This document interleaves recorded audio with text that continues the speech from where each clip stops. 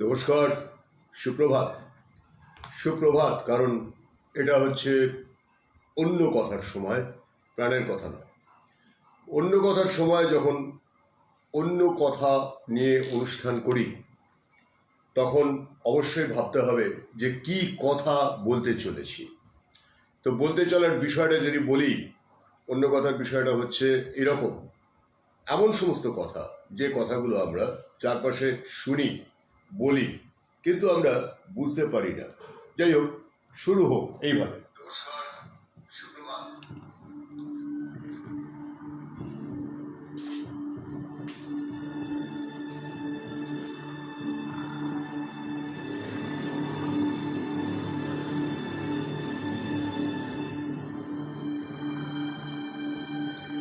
Notification পৌঁছতে একটু সময় লাগে, তো সেই সময়টা ব্যবহার করা যায়।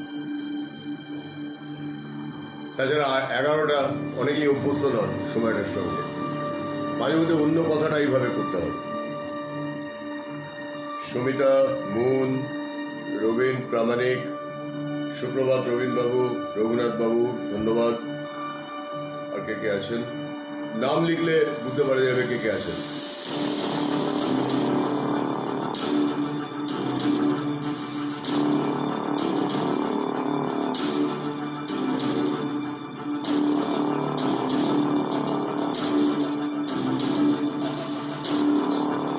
স্নিগ্ধা বসু, শান্তনু কর্মকার,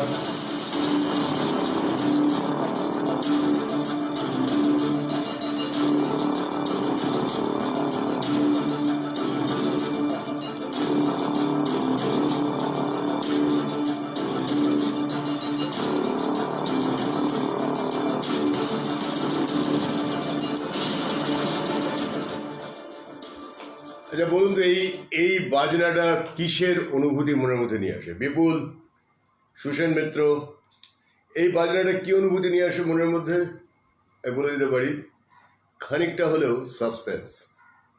তা আজকে অন্য কথাতে এইটাই বিষয়। আমরা বিভিন্ন কথা বলি, শুনি, দেখি, ইত্যাদি ইত্যাদি, কিন্তু কথাগুলো কি ঠিক? কথাগুলো মেনে নেওয়া যায় কি? যেমন ধরুন, আগে একটু দূর থেকে ঘুরে আসা যাক, তারপরে ঘরের কাছে ঘুরে আসবো। ধন্যবাদ রবীনবাবু, সুমিত ধন্যবাদ, নবীন এসে গেছেন, আশিস মুখার্জি এসেছেন, অনন্যা পোশাক এসেছেন। যেমন ধরুন, আমি একটা উদাহরণ বলছি। আপনারা জানেন মায়ানমার, বা আগে যেটার নাম ছিল বার্মা, যার রাজধানীর নাম ছিল রেঙ্গুন, এখন নাম হয়েছে ইয়াঙ্গন, উচ্চারণটা ইয়াঙ্গন ওদের ভাষা অনুযায়ী। ইয়াঙ্গন দেশটার নাম হয়ে গেছে মায়ানমার বা মিয়ানমার। তো মায়ানমার বা মিয়ানমার, তারা তাদের রাখাইন প্রদেশে বহুকাল ধরে বাস করা যে সমস্ত আপনার যাদের বলা হয়, কি বলা হয়, রোহিঙ্গা বলে উপজাতি একটা নাম দিয়েছে তারা। এই রোহিঙ্গিয়া বা রোহিঙ্গা উপজাতির লোকেদের ওপরে 2015 সাল থেকে পরপর যে গণহত্যা চালিয়েছে, সেই গণহত্যার কিছু কিছু উদাহরণ এখন চোখের সামনে উঠে আসছে। তারা বাংলাদেশে আশ্রয় নিয়েছে, ভারতে আশ্রয় নিয়েছে, অন্যান্য দেশে চেষ্টা করেছে যাওয়ার, সমুদ্রপথে বহু মানুষ মারা গেছে, তারা পিল করে বংশবৃদ্ধি করে, তাদের সম্পর্কে নানান রকম কথাবার্তা আছে। কিন্তু তাদের উপরে গণহত্যা চালানো কি যায়? মায়ানমার সরকার সেটা চালিয়েছে। এখন যখন একটার পর একটা উদাহরণ চলে আসছে চোখের সামনে, তারা বলছে না আমরা ওই সময় সব কিছু করিনি। তারা যখনই জাতিসংঘ তাদের অভিযোগ করেছিল, তারা উড়িয়ে দিয়েছিল। তাহলে কোন কথাটি, ধন্যবাদ, আপনার ভালো লেগেছে, ঝিলম কালকে খুব ভালো বলেছেন, ঠিকই। তাহলে কোন কথাটা আমি নেব, কোনটা আমি নেব না? কথাটা কি ঠিক যে মায়ানমারের রোহিঙ্গা উপজাতিদের ওপর গণহত্যার মতো জঘন্য অপরাধ করা হয়েছে? এটা কি ঠিক না এটা ভুল? যদি এটা ঠিক হয়ে থাকে, তাহলে সেটাকে প্রমাণ করতে, মানুষের ওপর মানুষের অত্যাচারকে প্রমাণ করতে এত সময় লাগবে কেন? কথাটা তাহলে ঠিক নয়। চলুন ফিলিপাইন্স, পাশাপাশি ফিলিপাইন্স, এক্ষুনি দেখছিলাম ফিলিপাইন্সে জাতিসংঘ বারবার চাইছে ফিলিপাইন্সে বসবাসকারী বিভিন্ন অন্যান্য ধর্মীয় মানুষজনের ওপর এক ধরনের অত্যাচার চালানো হচ্ছে। ফিলিপাইন্সের সরকারকে এর জন্য জবাবদিহি করতে জাতিসংঘ বারবার করে ফিলিপাইন্সের সরকারকে কাঠগড়ায় তুলতে চাইছে। তারা বলছে না, কথাটা ঠিক নয়, এরকম কিছু ঘটনা ঘটছে না, এরকম কিছু ঘটনা ঘটছে না। তার মানে কথাটা কি ঠিক যে ফিলিপাইন্সেও একই রকম ভাবে জাতিগত বিদ্বেষ চালানো হচ্ছে? কথাটা কি ঠিক? হ্যাঁ ঠিক, কিন্তু সেই ঠিকটাকে স্বীকার করা হবে না। আজ থেকে অনেক বছর পর যখন ব্যাপারটা বোঝা যাবে, তখন একটু ক্ষমা চেয়ে নিলেই ব্যাপারটা মিটে যাবে। তা মিটবে না, তা মেটে না কখনো। দ্বিতীয় বিশ্বযুদ্ধ চলাকালীন নাৎসিদের কনসেন্ট্রেশন ক্যাম্পে রেখে, নাৎসিরা কনসেন্ট্রেশন ক্যাম্পে রেখে ইহুদিদের যে হত্যা করেছিল, তখন যখন তাদের বারবার প্রশ্ন করা হয়েছিল, গোটা বিশ্বের সমাজ যখন প্রশ্ন করেছিল, তারা বলেছিল কথাটা ঠিক নয়। পরবর্তীকালে প্রমাণ হয়েছিল কথাটা ঠিক। ঠিক একই রকম ভাবে ইতিহাসের প্রতিটি ক্ষেত্রে স্পষ্ট করে বোঝা যায় এরকম ভুল কথা মানুষকে বলা হয়, বিশ্বকে বলা হয়, ছবি দেওয়া হয় ভুল। সে ভুল ছবি আজকের এই তথ্য প্রযুক্তির যুগেও আমাদের বিশ্বাস করতে বাধ্য করা হয়। কিন্তু কথাগুলো ঠিক নয়, কথাগুলো ঠিক নয়। তাই অন্য কথায় চলুন চীন চলে যায়। চীনের অভ্যন্তরে যে বিপুলভাবে মানবাধিকার লঙ্ঘন করা হয়, হান চাইনিজ ব্যতীত অন্য কারোর সেখানে সুস্থ হয়ে বাঁচার অধিকার যেখানে নেই, সেখানে কমিউনিস্ট পার্টির নাম করে স্বৈরাচারের যে শাসন চলে, সে ব্যাপারে বহু কথা বাইরের বিশ্বে কথাবার্তা হয়, আলোচনা হয়। কথাগুলো কি ঠিক? হ্যাঁ ঠিক। চীন কি স্বীকার করে? না। তাহলে চীনের কাছে কথাগুলো ভুল, আমাদের কাছে কথাগুলো ঠিক। কিন্তু সেটাকে প্রমাণ করার উপায়টা কি? আন্তর্জাতিক আইন লঙ্ঘন করা কেন যাবে না? কেন তাদেরকে কাঠগড়ায় দাঁড় করানো যাবে না? মানবিকতার বিরুদ্ধে অপরাধ করলে কেন সেটা নিয়ে কথা বলা যাবে না? চলুন বেলারুশ, সে দেশের নির্বাচনটাকে চিটিং করে, জোর করে, আমরা জানি এই প্র্যাকটিস আমরা দেখেছি, আমরা বছরের পর বছর এই প্র্যাকটিস দেখেছি। নির্বাচনের নামে প্রহসন করে নির্বাচন করা হয়েছে দেখেছি। আমরা দেখেছি একই জিনিস যখন বেলারুশে করা হচ্ছে, বছরের পর বছর চলছে, দশকের পর দশক চলছে, যখন আলেকজান্ডার লুকাশেঙ্কো নামের এই স্বৈরাচারী পুতিনপন্থী ব্যক্তিটির বিরুদ্ধে সাধারণ মানুষ পথে নেমেছে। তারা জানতে চাইছে আমার ভোটটা কোথায় গেল, তারা প্রশ্ন তুলছে আমার গণতান্ত্রিক অধিকার কেন খর্ব করা হলো, তারা প্রশ্ন করছে কেন আমাদেরকে আমাদের ভোট ঠিকমতো দিতে দেওয়া হবে না, কেনই বা আমরা না চাইলেও একটি লোক বিপুল পরিমাণে বিপুল ভোটে বিজয়ী হয়ে ফিরবে, কেন নির্বাচনে নিজের রিগিং করা হবে। কথাটা কি ঠিক? কথাটা ঠিক। গোটা বিশ্বের সামনে কি দেওয়া হচ্ছে? আমরা একটা গণতান্ত্রিক দেশ, নির্বাচন হয়েছে। মিথ্যা। তাহলে কোনটা ঠিক? কোনটা ঠিক? অত্যাচার করা হয়েছে, নির্বাচনে রিগিং করা হয়েছে, সন্ত্রাস করা হয়েছে, মানুষকে মারা হয়েছে, অত্যাচার করা হয়েছে, নিপীড়ন করা হয়েছে, একটা পলিটিক্যালিজমের নাম করে করা হয়েছে, স্বৈরাচারের নাম করে করা হয়েছে। এইটা ঠিক। এই ঠিকটাকে কিছুতেই স্বীকৃতি দেওয়া হবে না। সামনে একটা নির্বাচন আসছে বন্ধুরা, এই রাজ্যের নির্বাচন আসছে। এই কিছুদিন আগে 2019 সালে যখন লোকসভা নির্বাচন হলো, গোটা দেশের ছবি আর এই রাজ্যের ছবি সম্পূর্ণ ভিন্ন। আমরা আবার দেখতে যাচ্ছি আবার একটা নির্বাচন আসছে, আবার একটা সমস্যা সৃষ্টি শুরু হয়ে গেছে, অর্থাৎ মারামারি শুরু হয়ে গেছে। ভারতের অভ্যন্তরে নির্বাচনের সময় মারামারিটা খুব স্বাভাবিক ব্যাপার একটা সময় ছিল, নির্বাচনের আগে পরে। কথাটা কি ঠিক? হ্যাঁ ঠিক। বছরের পর বছর, দশকের পর দশক কথাটা ঠিক। তারপরেও কেউ কেন কোনো কথা বলে না? তারপরেও এই নিয়ে কেন প্রশ্ন ওঠে না? কেন মানুষ মানুষের ওপর অত্যাচার করবে কতগুলো ইজমের নাম করে? কেন করবে? সেটাকে ঠিক বলে কেন প্রমাণ করা হবে, প্রচার করা হবে এবং সেটাকেই মেনে নিতে হবে কেন? কারণ আমরা প্রশ্ন তুলতে ভুলে গেছি বলে। নবীন, সে কথাই আমি বলছিলাম। নির্বাচনের নামে প্রহসন এখানেও হয়েছে আমরা জানি, দিনের পর দিন হয়েছে আমরা জানি, দশকের পর দশক হয়েছে আমরা জানি। বলা হতো ইলেকশন মেশিনারি ফাংশন করছে। কিভাবে ফাংশন করে? কোনো ব্যক্তি, কোনো রাজনৈতিক নেতার নাম, তিনি নাকি ইলেকশনের ব্যাপারে ভোট করাতে সিদ্ধহস্ত, তিনি জানেন কি করে ভোট করাতে হয়, কোথা থেকে কত ভোট আসবে, তার মাথায় কম্পিউটারের মতো নাকি কাজ করে, ইত্যাদি ইত্যাদি। আমি মনে করি এগুলোর প্রত্যেকটা হচ্ছে মানুষের মৌলিক অধিকার খর্ব করার উদাহরণ। তাই এই কথাগুলো ঠিক নয়, কথাগুলো ভুল। তাই এই কথাগুলোর বিরুদ্ধে গলা তোলা দরকার। বেইরুটের বন্দরে গতকাল যে আগুন লাগানো হলো বা আগুন লাগলো, বিস্ফোরণের যাবতীয় তথ্য প্রমাণ লোপাট হয়ে গেল। কথাটা কি ঠিক? হ্যাঁ ঠিক। কথাটা কি স্বীকার করা হয়েছে? না, হয়নি। না, হয়নি। তাহলে প্রশ্ন তোলা যাবে? যাওয়া উচিত, কিন্তু আমরা প্রশ্ন তুলব না। আমরা প্রশ্ন তুলতে ভুলে গেছি বলে আমরা প্রশ্ন তুলব না। চলুন এখান থেকে নিয়ে যাই প্রাক্তন ইউগোস্লাভিয়াতে। ইউগোস্লাভিয়া দেশটা ভেঙে টুকরো টুকরো হয়ে অসংখ্য দেশ তৈরি হলো, অসংখ্য দেশ তৈরি হলো। তারপরও সার্বিয়ার একটা অংশ কামড়ে ভেঙে নিয়ে কসোভো নামে আর একটা দেশ তৈরি, জাতিসংঘের শান্তিরক্ষী বাহিনী সেখানে দাঁড়িয়ে দাঁড়িয়ে দেখলো, ইচ্ছা করে হতে দিল যে সার্বিয়া, আমি গেছি গিয়ে দেখেছি পুরুষ শূন্য হয়ে গেছিল। 1:4, একজন নারী একজন পুরুষের জন্য 4 জন নারী, 1:4 হয়ে গিয়েছিল। কেন? একটা অন্যায় যুদ্ধে তাদের জড়ানো হয়েছিল বলে। ইউগোস্লাভিয়া একটা সংগঠন ছিল, সেটাকে ভেঙে দেওয়া হয়েছিল বলে, কতগুলো ছোট ছোট দেশকে আলাদা টুকরো টুকরো করে দেওয়া হলো বলে, তারপর আবার কসোভোকে ভেঙে বের করে নেওয়া হলো অন্যায়ভাবে। কথাটা কি ঠিক? ঠিক। কিন্তু এই অন্যায়ের বিরুদ্ধে কেউ কথা বললো না। মানুষই তো করছে, আরেকজন মানুষের সঙ্গে করছে, একটা সম্প্রদায় আর একটা সম্প্রদায়ের বিরুদ্ধে করছে। কিন্তু কেন করছে? কেন এইগুলোকে ঠিক বলে মেনে নিতে হবে? কেন প্রশ্ন তোলা যাবে না?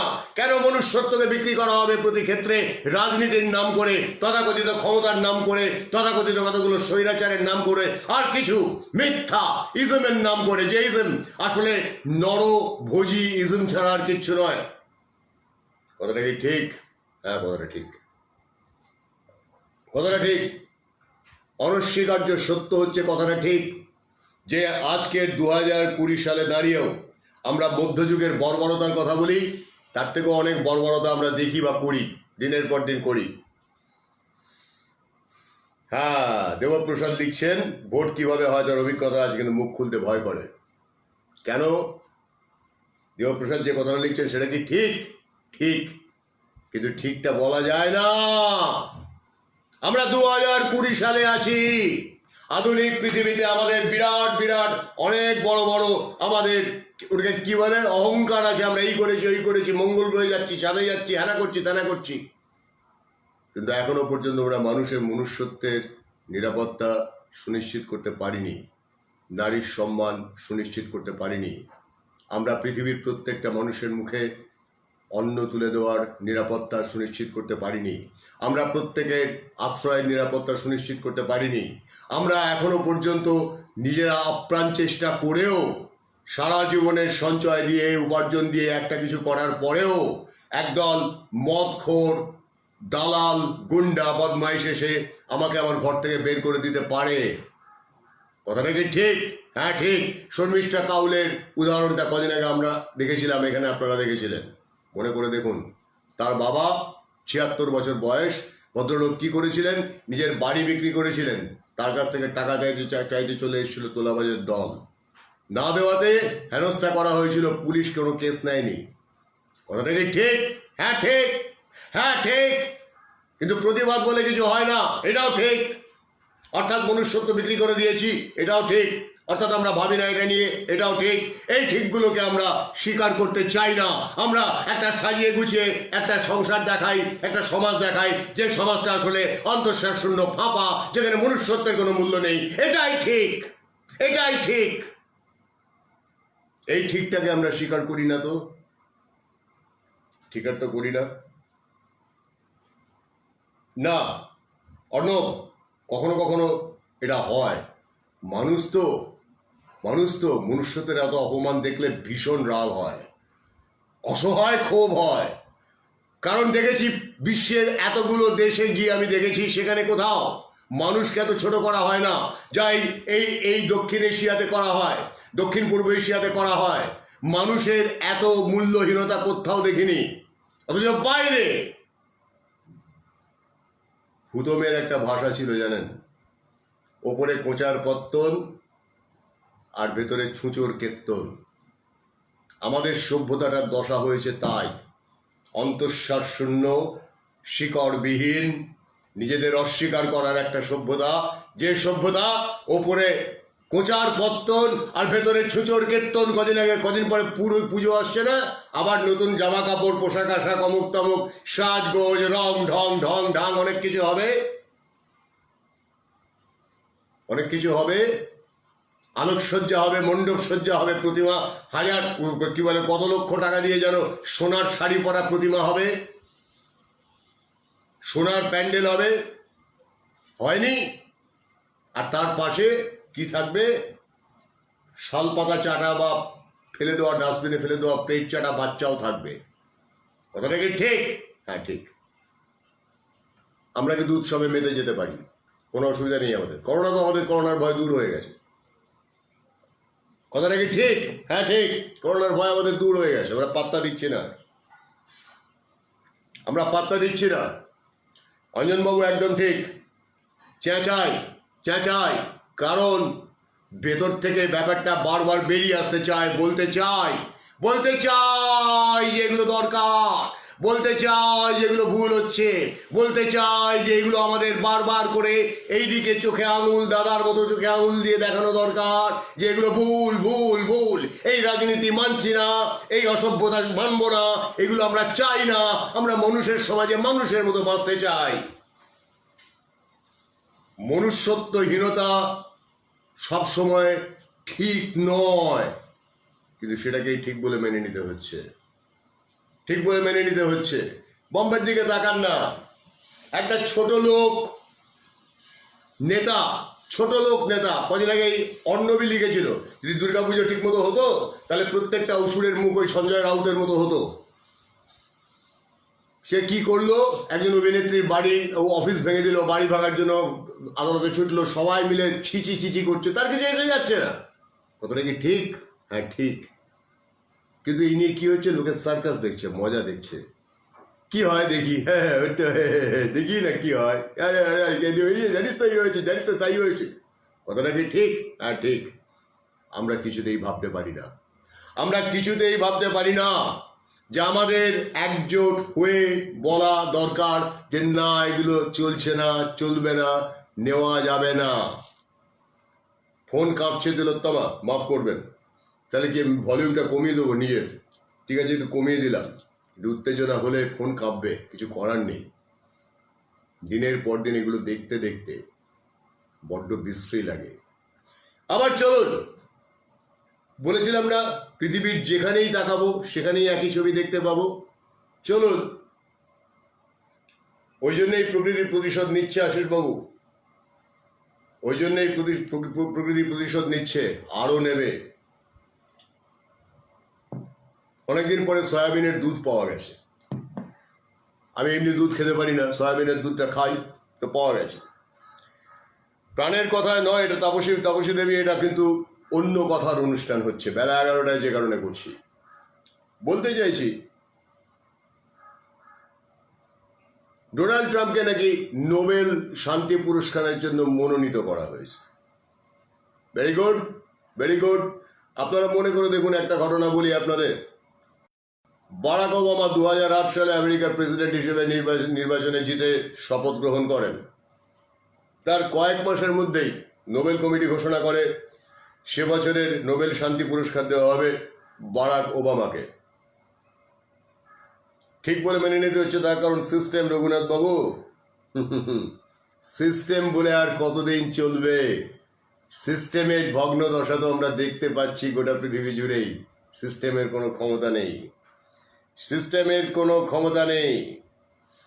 আজকে বলতে ভুলে গেছি নয়, আমরা প্রত্যেকে বলি, মনে মনে বলি, প্রকাশ্যে বলি না। আর যখন প্রকাশ্যে বলি তখন কেউ কেউ বলেন, এত চেঁচাচ্ছেন কেন, আপনার শরীর খারাপ করবে, চুপ করে যান, মেনে নিন, মেনে নিন, মেনে নিন, মেনে নিন, মেনে নিন, মেনে নিন, মেনে নিন, মেনে নিন, মেনে নিন, মেনে নিন, মেনে নিন, মেনে নিন, মেনে নিন, মেনে নিন, মেনে নিন, এই সিস্টেম মেনে নিন, মেনে নিন। কতদিন মানবেন? নগর পুড়লে দেবালয় অক্ষত থাকে না। আপনি যত বড় দেবালয় তৈরি করে রাখুন না কেন, এবার পুড়তে চলেছে, বাউল লেগে গেছে, কতদিন মেনে নেবেন? মেনে নিন, মেনে নিন, মেনে নিন। সিস্টেম, রঘুনাথ বাবু বললেন মেনে নিন, মেনে নিন। আমাকে 2008 সালেই নোবেল শান্তি পুরস্কার দেওয়া হলো। তিনি সদ্য প্রেসিডেন্ট হয়েছেন আমেরিকার। কেন? কথাটা কি ঠিক যে বারাক ওবামাকে নোবেল শান্তি দেওয়া হয়েছিল? হ্যাঁ, দেওয়া হয়েছিল। কথাটা ঠিক, কথাটা ঠিক। কেন দেওয়া হয়েছিল উত্তরটা দিচ্ছি আপনাদের। তার ঠিক আগে আগে খেয়াল করে দেখুন, ইরাক যুদ্ধ শেষ হয়েছে 2005-06, মোটামুটি শেষ হতে হতে। তার আগে আফগানিস্তান যুদ্ধ, তার আগে উপসাগরীয় যুদ্ধ, তার আগে অমুক যুদ্ধ, তার আগে তমুক যুদ্ধ, তার আগে অমুক যুদ্ধ, তার আগে তমুক যুদ্ধ। জার্মানিতে আমার ফ্ল্যাটে একটা বিশাল বড় পোস্টার ছিল, আমেরিকা পৃথিবীর কোথায় কোথায় গিয়ে যুদ্ধ বাঁধিয়েছে তার তালিকা, একটা বিশাল পোস্টার ছিল। তো যাই হোক, যাতে বারাক ওবামা প্রথম কৃষ্ণাঙ্গ আমেরিকান প্রেসিডেন্ট হয়ে তিনি যাতে আবার একটা যুদ্ধ না বাঁধান, তখন ইরানের সঙ্গে যুদ্ধের মতো পরিস্থিতি ছিল, তাই জন্য নোবেল পুরস্কার কমিটিকে দিয়ে বারাক ওবামাকে একটা নোবেল দিয়ে দেওয়া হলো। ওবামাকে আমি ইন্টারভিউ করেছিলাম, প্রশ্ন করেছিলাম, তা আপনি কি মনে করছেন না যে আপনার হাত বেঁধে দেওয়ার জন্য এটা করা হলো?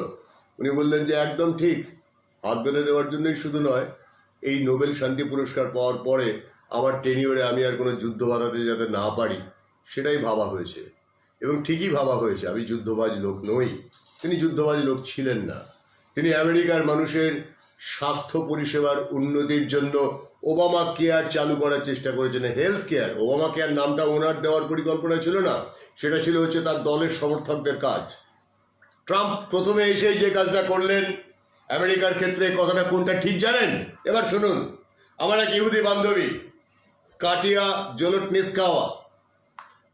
জোলটনিস্কাওয়া আমেরিকায় থাকে, নিউ ইয়র্কে থাকে, ম্যানহাটনের কাছাকাছি একটা জায়গাতে। ইহুদি একটি মেয়ে, সে নিজের উপার্জনে চলে, সে বিয়ের জন্য পাত্র খুঁজছে। ওখানেও এরকম ম্যাট্রিমোনিয়াল সিস্টেম আছে, সেভাবে সে বিয়ের জন্য ব্লাইন্ড ডেটে যায়, ইত্যাদি ইত্যাদি। সেই কাটিয়ার সঙ্গে আমার পরিচয় হওয়ার পরে কাটিয়া বললো আমি একবার জার্মানি বেড়াতে আসবো। এলো, তো আমাদের কাছেই ছিল। তো কাটিয়া আমাকে কতগুলো ঘটনা বললো জানো, আমার কোনো তখনও বারাক ওবামা ক্ষমতায় আসেননি, তার আগের কথা বলছি। তো তখন কাটিয়া আমাকে বললো, বললাম তুমি যে এলে, জার্মানি এলে, তো কীরকম লাগছে তোমার? বলে আমি প্রথমবার ইউরোপে এলাম, খুব ভালো লাগছে, খুব সুন্দর দেশ, খুব ভালো। আসলে কি জানো তো, তোমরা এখানে খুব সিকিউর জীবনযাপন করো। আমি বুঝতে পারলাম না, কেন সিকিউর কেন? বলো তোমাদের তো মেডিকেল ইন্স্যুরেন্স আছে তাই না? আমি তো শুনেছি জার্মানি মেডিকেল ইন্স্যুরেন্স দারুণ ভালো, আমাকে ওটা করিয়ে আসতে হলো, নইলে ওটা ঢুকতে দেবে না। না ঠিক, মেডিকেল ইন্স্যুরেন্স ছাড়া জার্মানিতে ঢুকতে দেওয়া যায় না, ঢুকতে পারবে না কেউ। বুঝি জানো, আমেরিকাতে মেডিকেল ইন্স্যুরেন্স বলে কিছু নেই, আর যেটা আছে সেটা প্রচণ্ড ব্যয়বহুল। আমি সেটা করতে পারিনি। যদি আমার একটা অ্যাক্সিডেন্ট হয় জানো, এখন আমি খুব নিশ্চিন্ত বোধ করছি, কারণ আমি জার্মানিতে এসেছি তো, এখানে মেডিকেল ফেসিলিটিও ভালো, আর আমার মেডিকেল ইন্স্যুরেন্স আমি করিয়ে এসেছি, অল্প টাকার করিয়ে এসেছি, অল্প দিনের জন্য, বেশি দিনের জন্য করাতে পারবো না, কিন্তু এই কদিন আমি নিশ্চিন্ত। মেয়েটার এই কথা শুনে একটু অবাক হয়ে গেলাম, তুমি কি বলতে চাইছো? বলে আমি যদি আমেরিকাতে রাস্তায় গাড়িতে ধাক্কা খেয়ে পড়ে যাই, ওই রাস্তায় পড়েই মারা যাব। ওরা প্রথমেই দেখবে আমার মেডিকেল ইন্স্যুরেন্স আছে কিনা, যদি দেখে যে নেই, আমার তো নেই, আমার পক্ষে সম্ভব নয় করানো, আমার তো নেই, তা আমি যদি এটা, যেহেতু আমি মেডিকেল ইন্স্যুরেন্স নেই বলে আমি রাস্তায় যদি গাড়ির ধাক্কা খাই, আমি কিন্তু ওইখানেই মরে যাবো, আমার কোনো চিকিৎসা হবে না। আইনটাই এরকম। কথাটা কি ঠিক? হ্যাঁ ঠিক। এবারে আসুন, এই ব্যাপারটাকে পরিবর্তন করার জন্য বারাক ওবামা, যিনি খুব সাধারণ ঘর থেকে উঠে এসে প্রেসিডেন্ট হয়েছিলেন আমেরিকার, 2টো টার্মে ছিলেন, এখনো পর্যন্ত নিঃসন্দেহে তিনি সব থেকে জনপ্রিয়তম প্রেসিডেন্ট। সফলও বলবো, কারণ তাঁর জমানাতে কোনো উল্টোপাল্টা কাজ হয়নি, বরং ভালো কাজ হয়েছে অনেক। দ্যাট ইনক্লুডস আল কায়দার সুপ্রিমোকে পাকিস্তানের রাজধানী ইসলামাবাদের আবদাবাদে তার ঘরে ঢুকে মারা। তাছাড়া আরও অনেক কিছু আছে, বলতে গেলে মহাভারত, থাক। ওবামা চেষ্টা করলেন কি, যাতে আমেরিকার সাধারণ নাগরিকেরা অল্প খরচায়, খুবই সামান্য খরচায় সরকারি পরিষেবা থেকে স্বাস্থ্যটা পায়। চালু করলেন অনেক কাণ্ড করে তার দ্বিতীয় দফার প্রেসিডেন্সিতে চালু করলেন। রাখতে পারলেন না। ট্রাম্প এসে প্রথম কাজটা কি করলেন? ওটাকে বন্ধ করে দিলেন নানান টালবাহানা করে। কেন? তার পূর্বসূরি করেছিল বলে। কাজটা ভালো কি মন্দ সেটা বিচার করলেন না। কথাটা কি ঠিক? হ্যাঁ ঠিক। ক্ষতিটা কার হলো? সাধারণ আমেরিকান জনসাধারণের হলো। আজকে সেটা বুঝতে পারা যাচ্ছে। এবারে ফিরে আসুন ভারতে। আমাদের স্বাস্থ্য পরিষেবা কোথায়? আমাদের স্বাস্থ্য পরিষেবা? আপনার ক্যাচ আছে, পলিটিক্যাল কন্ট্যাক্টস আছে, অ্যাডমিনিস্ট্রেটিভ চেনাশোনা আছে, দাদা কাকা বাবা মামা আছে, তাহলে আপনার হলেও হতে পারে সরকারি চিকিৎসা আপনি পেতে পারেন। নাহলে কি আপনি পাবেন না। কতটা কি ঠিক?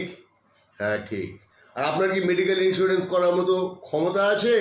যে ক্ষমতাটাকে আপনি মেডিকেল ইন্স্যুরেন্স করতে পারেন, তার একটা লিমিট আছে, একটা বাঁধা আছে এত পর্যন্ত। এই বয়সের পরে আর হবে না, এটাও বলা আছে। আর যদিও বা হয় সে ক্লেম পেতে আপনার মোটামুটি জিভ বেরিয়ে গেলেও যেতে পারে তেমন কোম্পানি হলে। আর কি আছে না, প্রাইভেট হসপিটালে এরম 1.5 গজ লম্বা বিল আছে।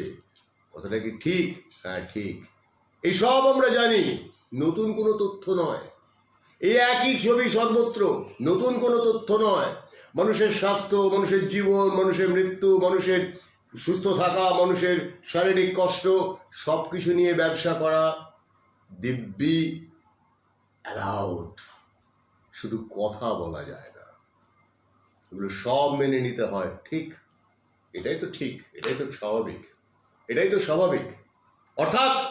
অর্থাৎ কদিন আগে পর্যন্ত করোনা হলে কি হচ্ছিল, বাইপাসের ধারে হাসপাতালে যেতে হচ্ছিল, তখন কিভাবে চিকিৎসা হচ্ছিল আপনারা জানেন। এই নিয়ে বহু কথাবার্তা হয়েছে। ফলাফল নিম্নচাপ। কিচ্ছু না। মিশেল ওবামাও তো রেখেছিলেন, এই দেবপ্রসাদ লিখছে আমার কোনো মেডিকেল ইন্স্যুরেন্স নেই। কাজ যদি একটা সমস্যায় পড়ে কি হবে? কে দেখবে? কেউ দেখবে না। কিন্তু যারা ওই পুজোর সময় বা অন্যান্য সময় অনেক টাকা পয়সার ফুর্তি দেখায়, গরম দেখায়, তারা কিন্তু এসে পাশে দাঁড়াবে না। আপনি লক্ষ্য করে দেখুন না, আপনার চারপাশে যে জীবনযাপনের যে ব্যাপারগুলো, তার মধ্যে কতটুকু গভীরতা আছে আর কতটা অন্তঃসার শূন্য। আমি যদি বলি 98% অন্তঃসার শূন্য, আর সেগুলোকে আমরা মেনে নিচ্ছি। আমরা মনে করছি এই কথাগুলো ঠিক, এই ব্যাপারগুলো ঠিক। ওই যে বলছি, মেনে নিতে আমরা এইখানে এসে পৌঁছেছি, যেখানে আমরা শুধু মেনে নিতে জানি, মনে করি এটাই ঠিক। অযোগ্য, অপদার্থ, অর্থহীন, ফালতু লোকজন তারা আমাদের উপর ছড়ি ঘোরাবে, এটাই ঠিক। গুন্ডা, মাস্তান, মাফিয়া তারা সংসদে বসে থাকবে, বিধানসভা বসে থাকবে, এটাই ঠিক। তোলাবাজি চলবে, এটাই ঠিক। রমরমিয়ে আপনার উপর মাস্তানি চলবে, এটাই ঠিক। আপনি কোনো সত্যি কথা বলতে পারবেন না, এটাই ঠিক। এই তো কেউ একজন লিখলো, আমি অভিজ্ঞতা আছে কিন্তু আমি বলতে পারবো না ভয়ে, এটাই ঠিক। তার আলেকজান্ডার লুকাশেঙ্কোকে দোষ দিয়ে কি লাভ? ভ্লাদিমির পুতিনকে দোষ দিয়ে কি লাভ? শি জিনপিংকে দোষ দিয়ে কি লাভ? নিজেকে দোষ দিন, নিজেকে দোষারোপ করুন, নিজেকে প্রশ্ন করুন, কথাটা কি ঠিক? এদের সঙ্গে আমার আপনার কোনো পার্থক্য নেই। কারণ অন্যায় যে করে আর অন্যায় যে সহে, তব ঘৃণা তারে যেন তৃণ সমদহে। আমরা এই ভাবনাটা মুখস্থ করেছি।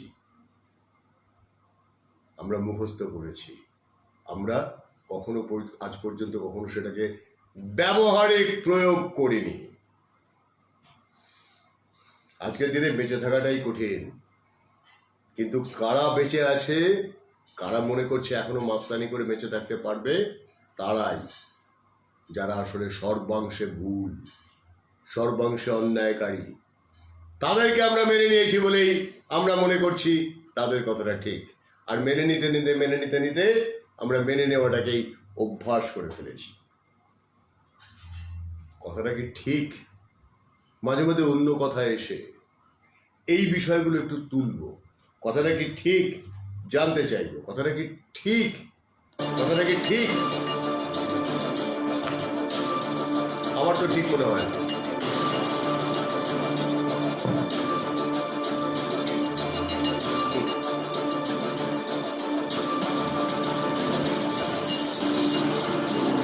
নবীন, প্রশ্ন তোলো। দেবপ্রসাদ, অর্ণব, স্নিগ্ধা, অনন্যা, তিলোত্তমা, সবাইকে বলছি প্রশ্ন তুলুন। এটা কি ঠিক? এটা কি ঠিক? এটা কি ঠিক? না, একটাও ঠিক না।